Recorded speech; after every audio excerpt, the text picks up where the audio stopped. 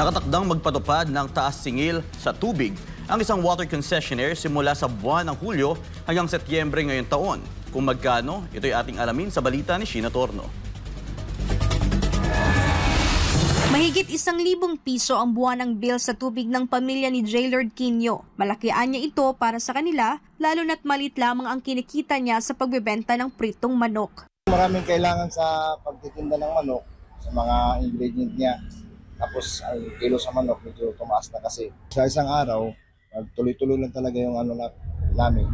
Ano lang, 4,000, 5,000. Pero ang malinis doon? Ang malinis doon, mga 1,000 lang higit. Higpit pa ng sinturon ang kailangan ni J. Lord. Epektibo kasi simula sa Hulyo ang dagdag singil sa tubig ng Maynilad sa kanilang mga consumer. Ito'y matapos aprobahan ng Metropolitan Manila Waterworks and Sewerage System Regulatory Office ang panibagong dagdag singil ng nasabing konsesyonaryo. Mahalaga talaga sa bawat sentavo sa atin. Pero wala naman tayong magagawa. Diskartihan na lang, ma'am, kung paano gumamit ng tubig.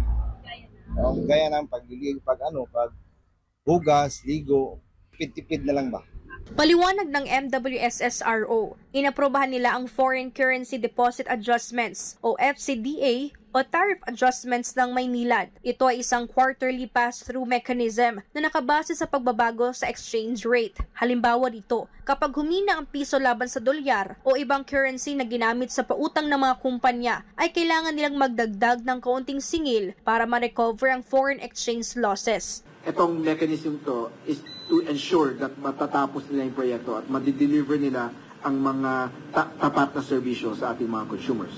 Samantala, may rollback naman sa water billing ang Manila Water para sa kanilang mga consumers sa kaparehong buwan. May bawas sa 55 centavos hanggang 2 pesos at 45 centavos ang Manila Water sa kanilang mga consumer na kumukonsumo ng 10 hanggang 30 cubic meters kada buwan. Iba-iba po ang mga proyekto nila, iba-iba po yung rollout nila at iba-iba po ang decision nila kung kukuha po ba sila ng Japanese denominated loans, Euro-denominated loans, or dollar-denominated loans.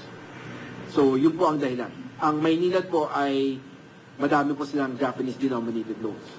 So, mas madami po sila kaysa sa Manila Water. Manila Water, mas madami pong dollar-denominated loans. Sa ngayon, hindi pa masabi ng MWSS Regulatory Office kung may dagdag o bawas singil pa rin ba sa ika-4 na quarter ng 2025. Para sa Diyos at sa Pilipinas kong mahal, ito si Sheena Torno, SMNI News.